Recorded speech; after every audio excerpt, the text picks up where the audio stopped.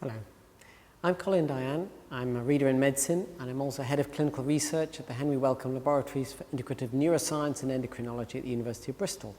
And this is the third lecture in the endocrine series.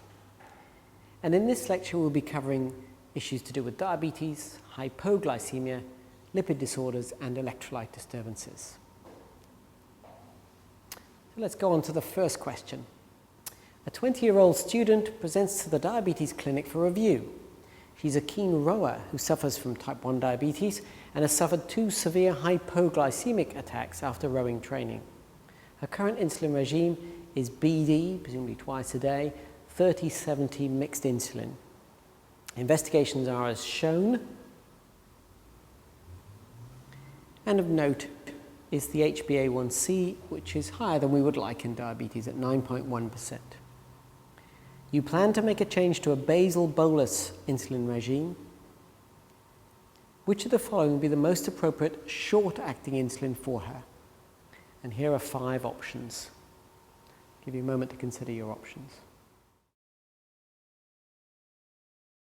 So the recommended answer here is insulin Lispro, which is also known as Humalog. Let's try and understand that. We're dealing with 5 different types of insulin here. And it's important to understand the pharmacokinetics of those 5 different insulins. If we have a little look here, we can see all 5 of them drawn out for us. The regular insulin, which is the second one along, is typical soluble insulin. In the old days it was called Act Rapid, and it's sometimes called neutral insulin. And you'll see that it rises to a peak in about 2 hours, and it's gone by 6 to 8 hours. Next to that is NPH insulin, which you will probably know as Insulatard. That's one of the commonest names for it. It has also many other trade names, such as Humulin I.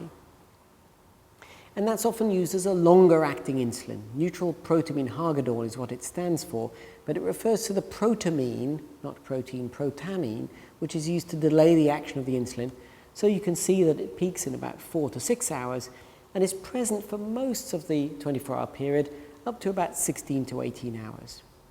They're referring in this individual to a basal bolus regime, and that means giving 1 long-acting injection, usually at night time, and then 3 short-acting injections, 1 with each meal, for more flexibility than the twice-a-day regime that she had before. We have newer insulins now, and that's what's been referred to, sometimes referred to as designer insulins. There are the ultra-fast insulins, which, as you can see on the left-hand part of the screen, are quicker than the regular insulins. And there are 3 of those currently available: Aspart, Lispro, and Gluisulin. And all of these are made by amino acid substitutions in the human insulin sequence so that the insulin doesn't form hexamers, and therefore it's absorbed more rapidly. So as you can see, the peak comes in 10 to 15, or it's beginning to rise in 10 to 15 minutes, with a peak at around 30 minutes. And then it's gone by 4 hours. Even this is rather slower than the release of insulin from your own pancreas, but it has certain advantages, which mean that you can actually give the injection after a meal because the insulin will be absorbed as quickly as the carbohydrate will be absorbed, and you get less late hypoglycemia because if you compare it to the regular insulin, it's gone much more quickly after the meal. So in this woman who was suffering from hypoglycemia, this could be beneficial. Equally, there are better long-acting insulins, or at least more pharmacokinetically predictable long-acting insulins. Shown here are the 2 main ones, insulin Detamir, sometimes known as Levemir, and that has a profile that is often considered to be a once-a-day profile, but it can be used twice a day. And the longest-acting version of that, insulin Glargine. Insulin Detamir is slowed in its action by adding a fatty acyl chain, so it binds to albumin, and insulin Glargine has an amino acid substitution so that it is soluble in the vial at pH 4, but insoluble under the skin at pH 7. Very confusing because we used to say that quick-acting insulins were clear, and that's definitely true of regular and the ultra-fast insulins, and long-acting insulins were cloudy, which is true of NPH. But Detamir and Glargine are clear, and so I refer to them as clear, cloudy insulins. They really are behaving like cloudy insulins, but they're clear in the bottle. So So asking which would be the appropriate newer insulin for her to try for her basal bolus regime, they're asking for a short-acting insulin. So it's clearly not insulin detamir or insulin glargine. And it's more likely to be the ultra-fast-acting insulins, aspart, lispro, or gluosilene. So if we return to the list, you can see that we can exclude glargine as a long-acting insulin, detamir as a long-acting insulin, and insulatard also as a long-acting insulin. Novomex 50/50 would be a mixture and would be used for a twice-a-day regime. It would be a mixture of short and long-acting insulin, so it wouldn't give her the flexibility that she requires.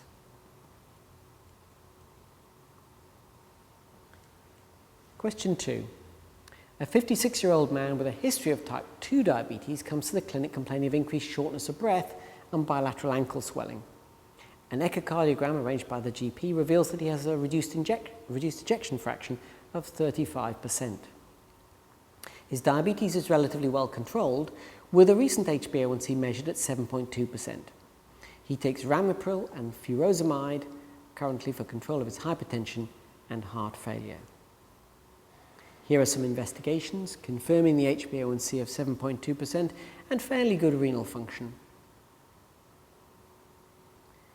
We're told that a chest X-ray shows left ventricular hypertrophy, presumably left ventricular enlargement, increased basal shadowing consistent with mild LVF.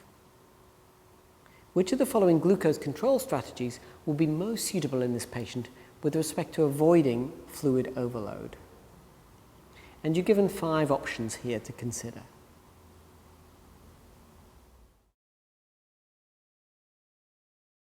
And the recommended option here is gliclazide. Let's think this one through gradually, because it may not be quite so obvious. So first of all, it's worth thinking about hypoglycemic medications and their potential side effects. So here are the 6 categories of commonly used hypoglycemic agents in type 2 diabetes. So metformin is a very good treatment. It increases insulin sensitivity. Side effects include diarrhea, and there's a degree of B12 malabsorption. So there's a mild, not very important, B12 deficiency that can be associated with it. Of importance is an increased risk of lactic acidosis, which is in itself extremely rare, but it means it's contraindicated in cardiac, renal, and respiratory failure, 2 of which are very common, of course, in diabetes, cardiac and renal failure, and that causes a problem. Sulfonylureas have an increased risk of hypoglycemia because they stimulate the beta cell to secrete extra insulin, whereas metformin itself, if given on its own, does not have an increased risk of hypoglycemia, and heavy goods vehicle drivers can drive on metformin because there isn't an increased risk of hypoglycemia.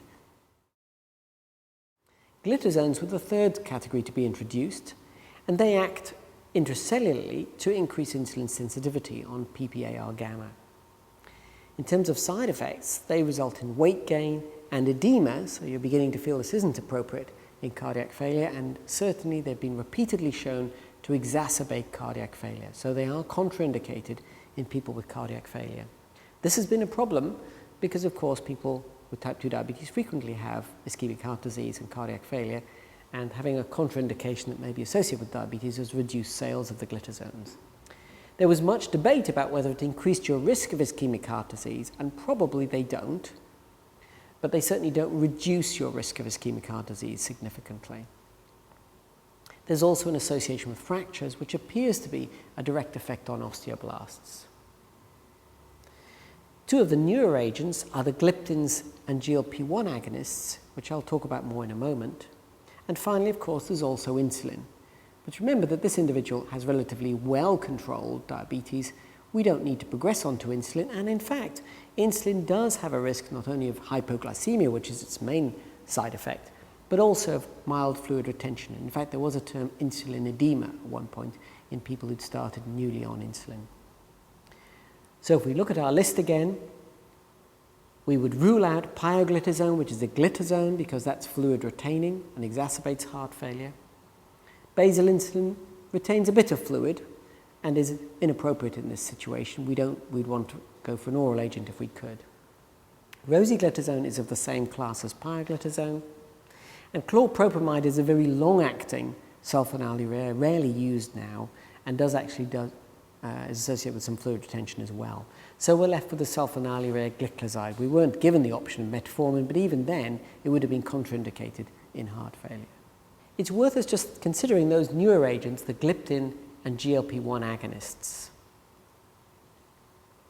So these are what are now termed the incretin-based therapies, and they fall into two groups: peptides that mimic the action of an incretin, of which the most important one is glucagon-like peptide 1, or GLP-1. So on the right-hand side of your screen, you can see GLP-1 receptor agonists, which mimic the native GLP-1.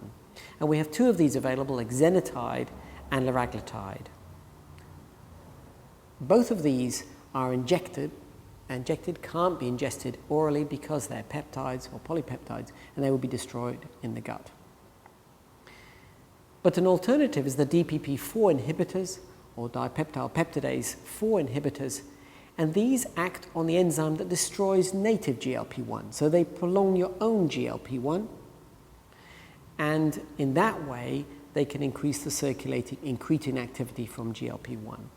And we have three of these currently marketed, referred to as the gliptins: sitagliptin, vildagliptin, and saxagliptin.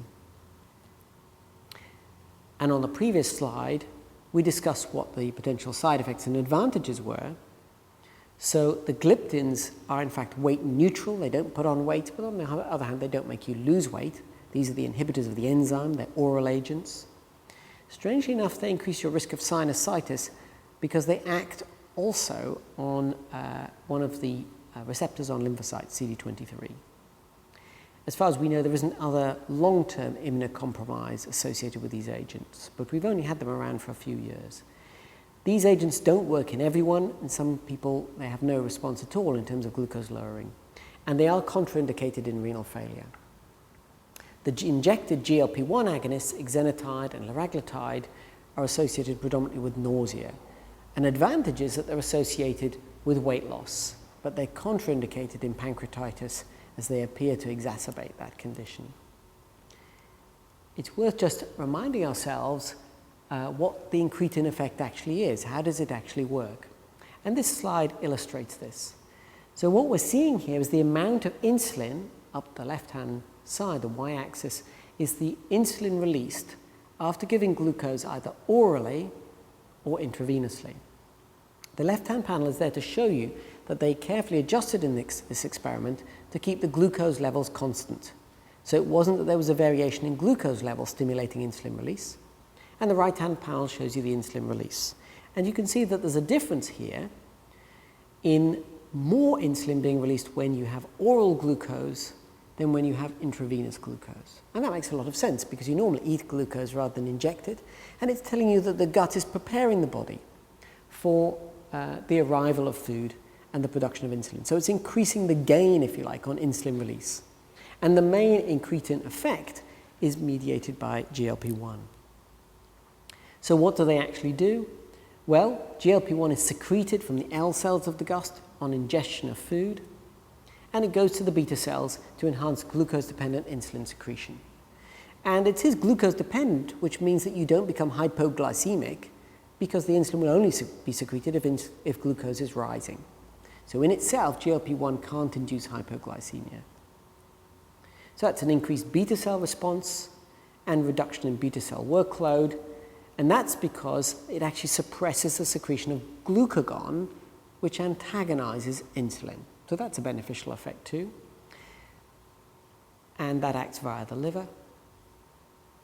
It also slows gastric emptying, which allows the carbohydrate to be absorbed more slowly and allows the insulin to match it more effectively.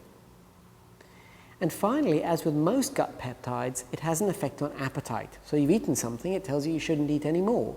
So it has a satiety effect. And that's probably the mechanism by which we get weight loss in association with these agents.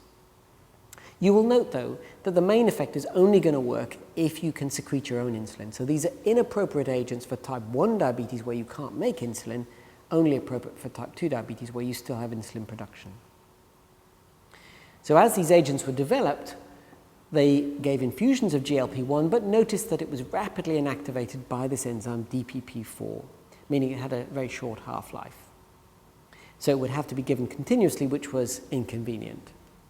So what happened was they identified analogues of GLP-1 which were resistant to DPP-4 ingestion. And interestingly enough, they found an analogue in the saliva of this little lizard called the Gila monster when they were studying some of the peptides present in that saliva. And along the bottom, the sequences are lined up to show you that there is a mutation or a difference at the site of action of the enzyme. So exenatide is resistant to digestion, whereas GLP-1 is sensitive to digestion, whereas both of those peptides actually act at the GLP-1 receptor. And that is how the first GLP-1 agonist, exenatide, came about. Liraglutide, it can be given just once a day, and it uses a trick that the company Novo Nordisk have used before, and you've heard of before, which is a fatty acyl chain, you can see there sticking up on the right-hand side as a red line, to bind to albumin and slow the loss of liraglutide from the circulation. They've also had to make an amino acid substitution so that the enzyme doesn't degrade it also. So it's a once-a-day treatment. So having discussed the neuroagents, let's go on to question 3. A poorly controlled patient with type 2 diabetes comes to the clinic for review. He has a history of hypertension, for which he takes ramipril 10 milligrams daily and amlodipine 10 milligrams a day. Current diabetes medication is metformin 1 gram twice a day, which is maximum dose, and gliclazide 160 milligrams twice a day, which is also a maximal dose of gliclazide. On examination, blood pressure is 145/85, vision is 6/6 bilaterally on clinical examination, so vision is normal. Here are the investigations. And you will note a raised creatinine, indicating renal failure, which in this situation is likely to be related to diabetes, and an HbA1c which is not perfect at 7% or less, but is fairly adequate. The note is there saying that fundoscopy revealed neovascularization close to the optic disc. Which of the following is the most important step in clinical management? And here are your 5 options. So the answer here is referring for laser photocoagulation. And in a way, this question is more straightforward than it first appears, because clearly this is the greatest threat to this individual at this time. There are many other things that need addressing. There's the issue about his renal impairment that needs addressing as well. But the greatest threat to his quality of life is going to be hemorrhage from his neovascularization. And that needs photocoagulation as an emergency, certainly within the week, if not within 2 weeks. So that needs to be direct contact with the eye surgeons.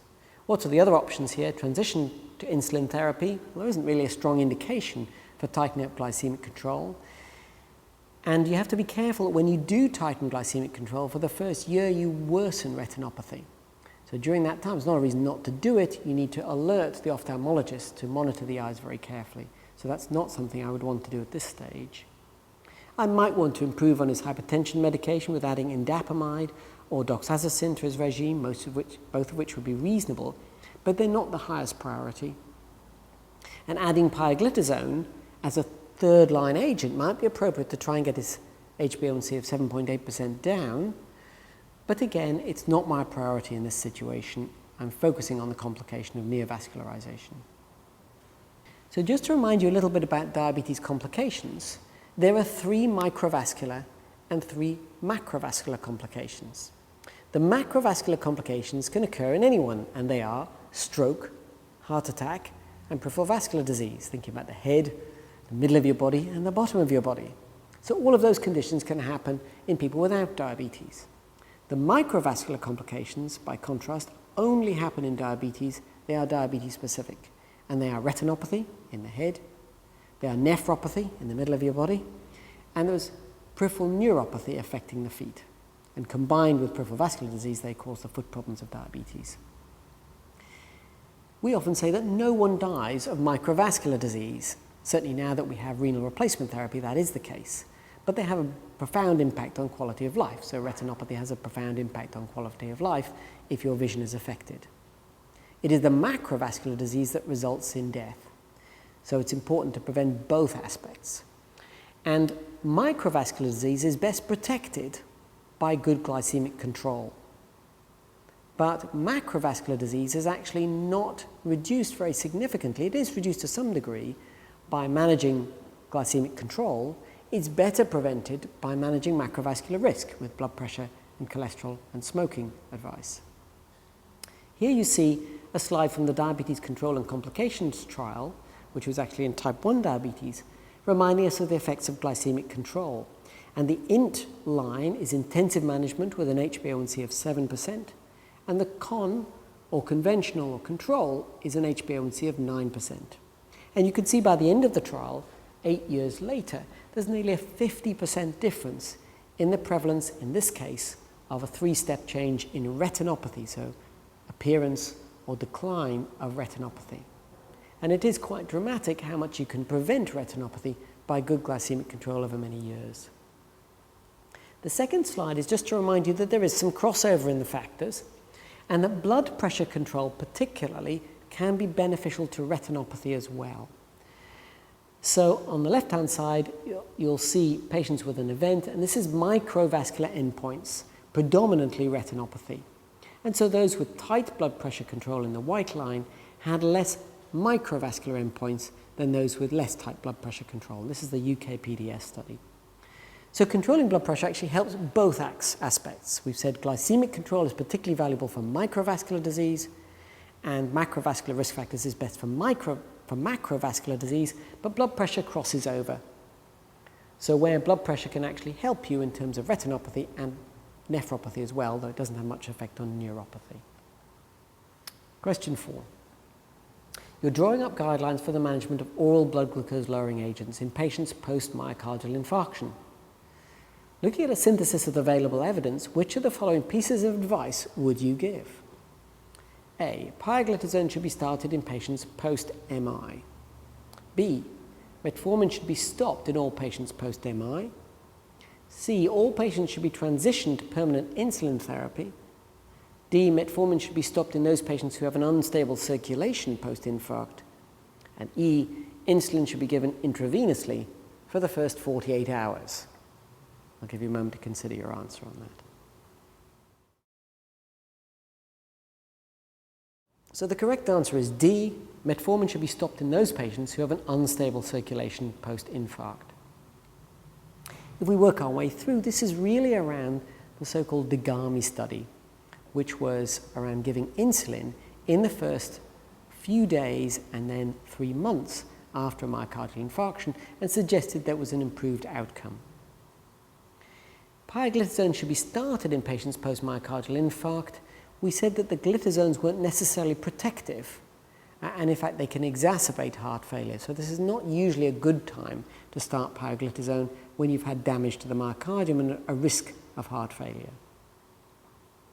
Metformin should be stopped in all patients post-myocardial infarction. Metformin is contraindicated, if you remember, in cardiac, renal and respiratory failure, but not in ischemic heart disease. And in fact, metformin is the only drug which has been shown to make people with diabetes live longer. It's the only, glucose-lowering drug. Simvastatin certainly makes them live longer because it reduces their risk of ischemic heart disease. So I usually say try and hang on to metformin if you can. But it is contraindicated in those with heart failure. So in answer D, an unstable circulation would make you concerned that they were developing heart failure. All patients should be transitioned to permanent insulin therapy, and that's not required. DIGAMI examined 3 months of insulin therapy, but people return to oral therapy after that because many of these patients will be just on tablet therapy. And finally, insulin should be given intravenously for the first 48 hours. That's not been confirmed. If the patient is very unwell, that's a reasonable route to take, but the DIGAMI study used subcutaneous insulin therapy.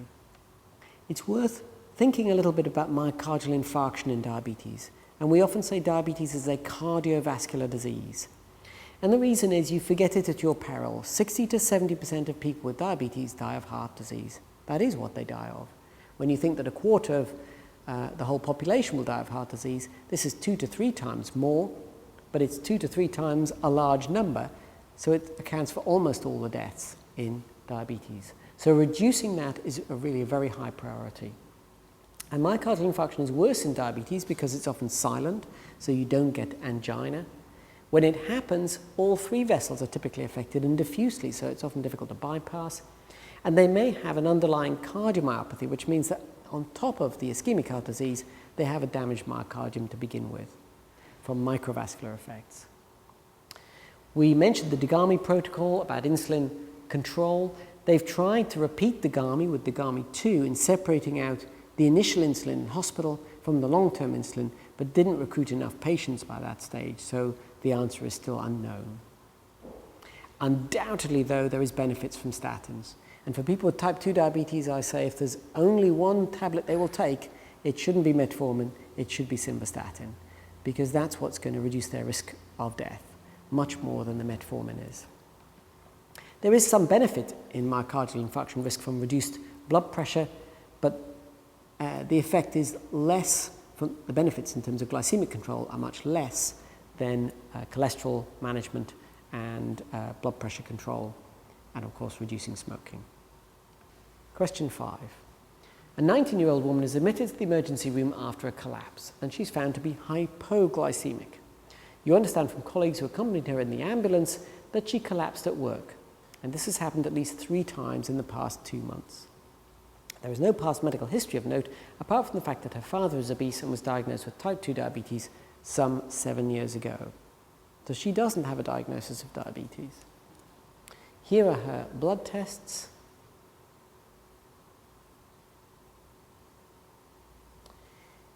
And these show a low glucose, don't they, of 2.4 millimoles per litre. They haven't given us a normal range for insulin, but that is a relatively raised insulin level, and the C-peptide is a relatively low C-peptide level. Which of the following is the most likely diagnosis? And we're given 5 options to consider here.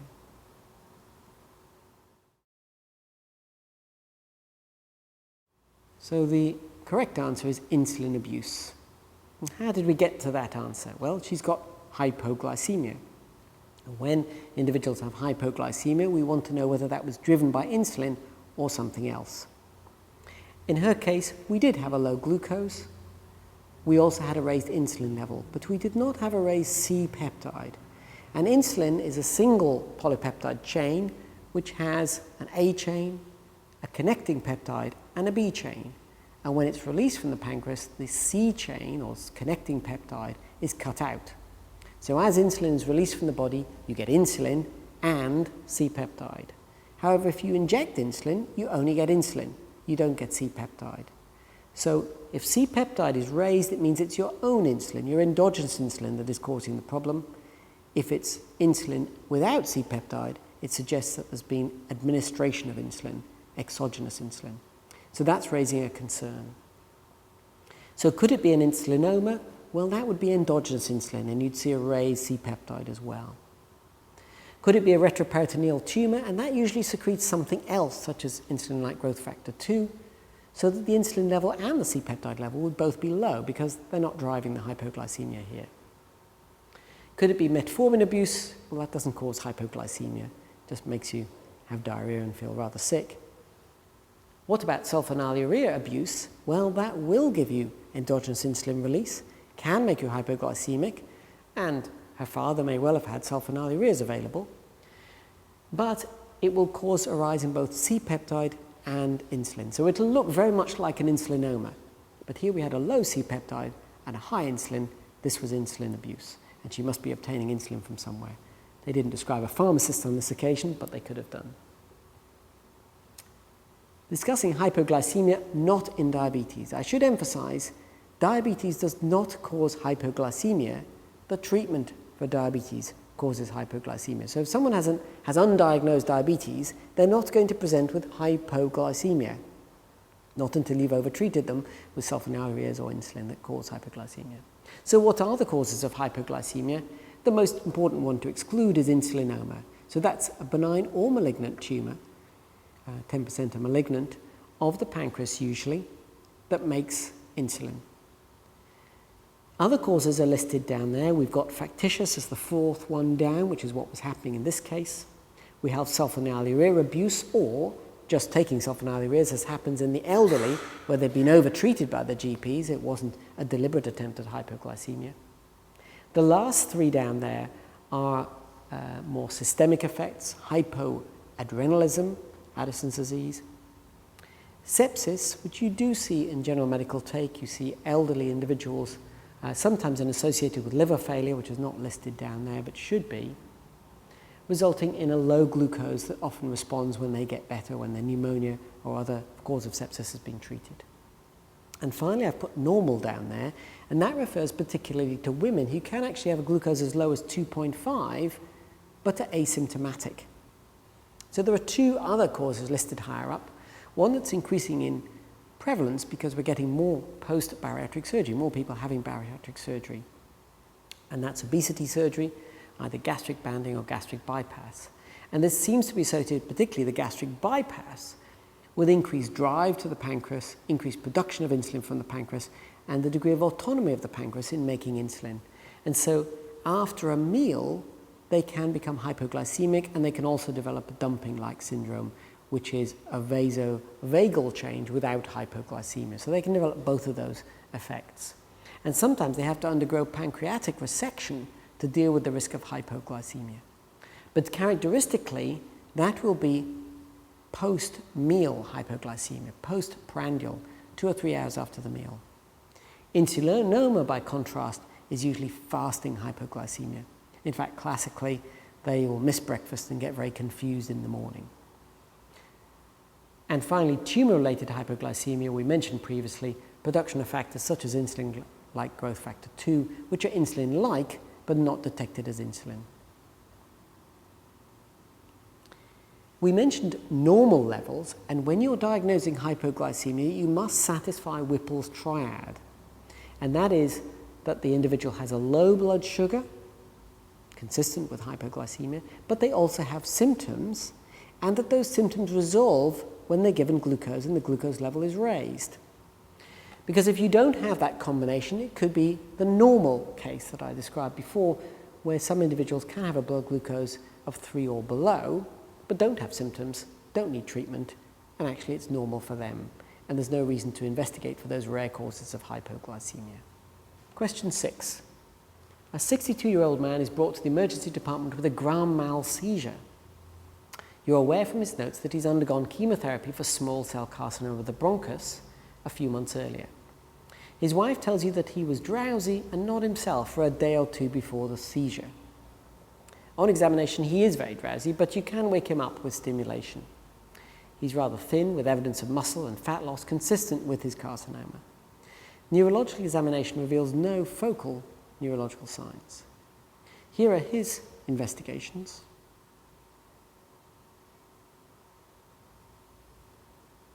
And you will note that he has a low sodium level with a normal potassium and, if anything, a low urea.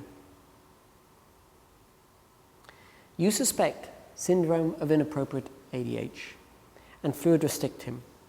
Despite no evidence of him having taken more fluids than documented, his sodium nonetheless deteriorates to 119 the following day. His drowsiness has increased. Which of the following represents the most appropriate management for him? And here are 5 options.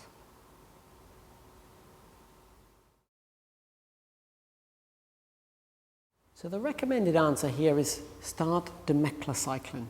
How did we get to that? Well, in terms of treatment of hyponatremia, in many cases fluid restriction is quite satisfactory, but it's particularly appropriate when there isn't a lot of neurological signs, and there isn't a lot of neurological signs when it's been chronic.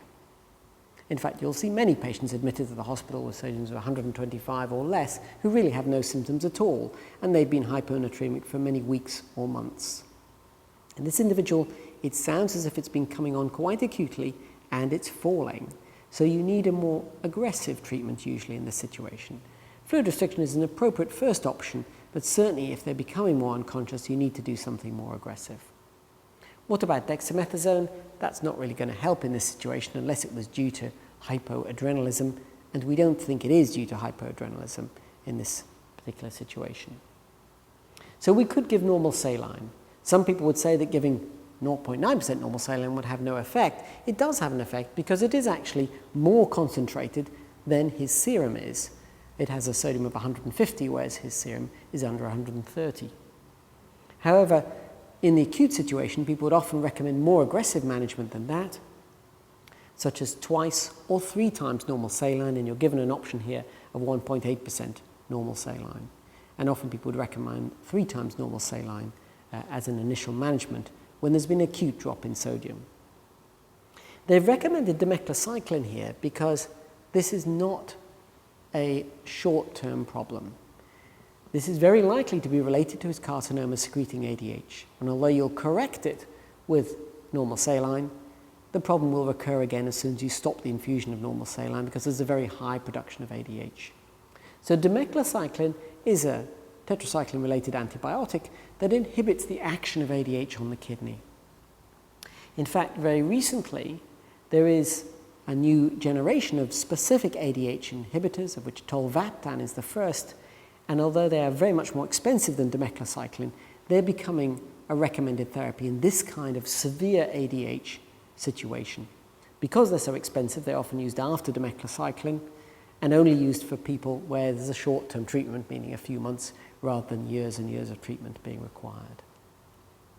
So it's worth us reviewing the investigation of hyponatremia, which is a very common medical problem. So if you see a low sodium level, the first question is it really a low sodium level? Because you can get pseudo-hyponatremia. And that happens when the glucose level is raised, such as in hyperglycemic coma, when the triglycerides are raised, or there's a high total protein. And in those situations, you'll get a normal or elevated serum osmolality, which is not what you'd expect with a low sodium. You expect a low serum osmolarity. People are often very quick to measure the serum osmolarity with a low sodium, and mostly it's completely uninformative because it's what you'd expect. It was low. But if it's not low, it gives you a clue that there's something else in there that is causing an apparent drop in sodium, commonly glucose. Assuming that the osmolality is low, as you might expect, then you need to find a cause. And then the next question is about the volume status of the patient. If edema is present, then you need to treat that condition, which is usually cardiac, renal, or hepatic failure. And the management is then the management of that condition. And in those individuals, they're actually sodium overloaded, but retaining a lot of fluid as well. By contrast, if edema is absent, we have to ask the question, are they euvolemic or are they sodium depleted? Remember, they've got a low sodium level. And here the most useful thing is the urine sodium level.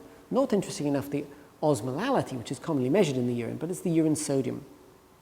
So if we look at the 3 possibilities here, we see hypovolemia. So somebody who was on diuretics causing sodium loss or had salt-losing nephropathy or had hypoadrenalism, they would lose sodium, but they would have sodium inappropriately in the urine. By contrast, if you're losing sodium with diarrhea or loss of other body fluids, shows sweating or burns and bowel obstruction, you could be hypovolemic, but appropriately you'd be trying to retain sodium so that the urine sodium would be low. So in the left-hand box, the urine sodium is inappropriately present, inappropriately raised. Finally, there are individuals in which the urine sodium is raised and they're not hypovolemic at all. They might even be hypervolemic. And that is the syndrome of inappropriate ADH or hypothyroidism. So in order to diagnose SIADH, you need to have normal renal function, normal adrenal function, and the patient mustn't be on diuretics. Otherwise, you can't make a diagnosis. Unfortunately, people are often on diuretics, and if they're on diuretics, there's not much more you can do. You'll have to just assess the volume status and stop the diuretic if you can. Question 7. You're asked to review a 36-year-old man who suffered a myocardial infarction. He's a non-smoker with no past history of note and is not diabetic. On admission, his total cholesterol was 10.2, with triglycerides just above the normal range, normal HDL, and a markedly raised LDL cholesterol. His father died of a myocardial infarction at the age of 43. What is the most likely cause of his raised cholesterol? And we're given 5 options here: heterozygous familial hypercholesterolemia, familial combined hyperlipidemia, familial hypertriglyceridemia, secondary hyperlipidemia, and a remnant hyperlipidemia. I'll give you a moment to consider your answer.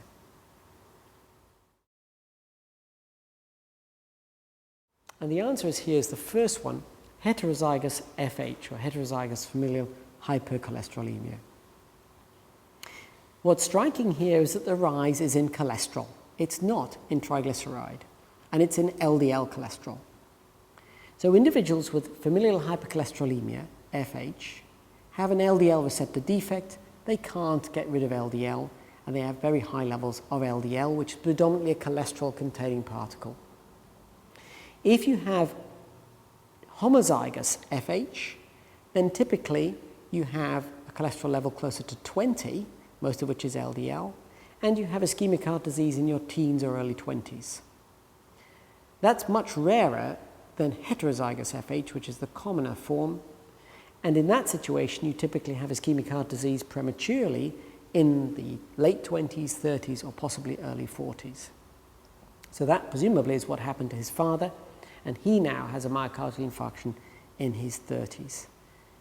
A level of 10.2 for cholesterol is very unusual on its own for other causes other than FH. So an isolated rise to 10.2 is not what you'd see in the general population. You must suspect a familial condition, especially if his father had a premature cardiovascular disease. What about the other options? Well, familial hypertriglyceridemia, well, we don't have a raised triglyceride, so it's unlikely to be that. Familial combined hyperlipidemia, that means cholesterol and triglyceride. That's what they mean by combined, but we don't have raised triglycerides, so we can exclude that. Secondary hyperlipidemia, this means there's been another cause, and we don't really have another cause. The kind of thing we'd be looking for here is thyroid disease, which gives you a raised cholesterol, hypothyroidism, or alcohol or diabetes causing a raised triglyceride. And we're not given any of those clues in this situation. In addition, we have this isolated rise in cholesterol, which is not associated with diabetes or alcohol on its own, might be associated with thyroid disease, but we've got a familial component. And finally, remnant hyperlipidemia, which again is a mixed hyperlipidemia of both triglyceride and cholesterol. So if we just briefly review the classification of hyperlipidemia as shown here, and what I would draw your attention to is 2A, type 2A, which is what we see in FH, and it's associated with a rise in cholesterol only and no rise in triglycerides. The other forms are usually associated with a rise in triglyceride as well. So types 1, 3, and 5 have a rise in triglyceride and some rise in cholesterol. Type 4 is predominantly a VLDL rise, which also has cholesterol and triglyceride in it. And if we look at the familial syndromes, which is shown here, there's a collection of 5 or 6 familial syndromes, of which by far and away the most important is familial hypercholesterolemia, the third one down, which is an LDL receptor defect. And it's associated with tendon xanthomata, which means around the Achilles tendon, premature atheromata, absolutely, and predominantly a rise in cholesterol. The other abnormalities have a mixed picture or predominantly triglyceride increased picture, and where there is a very high triglyceride level, that predominates in an effect on an increased risk of pancreatitis rather than an effect on increased cardiovascular disease. There is an increased risk of cardiovascular disease, but it's a much more dramatic effect on an increased risk of triglyceride.